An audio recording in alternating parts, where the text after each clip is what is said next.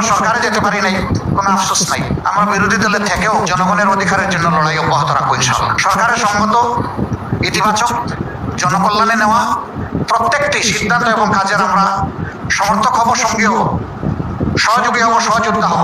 কিন্তু আমরা যদি দেখি সেই পুরোনো কায়দায় কালো আইন বলবৎ রেখে অথবা নতুন নতুন কালো আইন তৈরি করে জাতিকে আবার নিগৃহীত করার দিকে যাওয়া হচ্ছে, তাহলে আমরা ঘরে বাইরে গর্জন করব। ঘর সংসদ, বাইরে রাজপথ, এবং আমরা এই দেশের মানুষের সাথে একাকার হয়েই করব।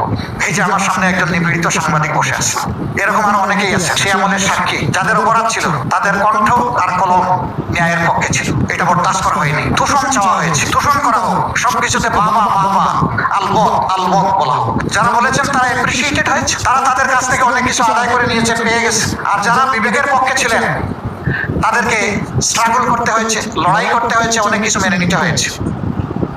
এই সমস্ত মজলুমরা আমরা একাকার।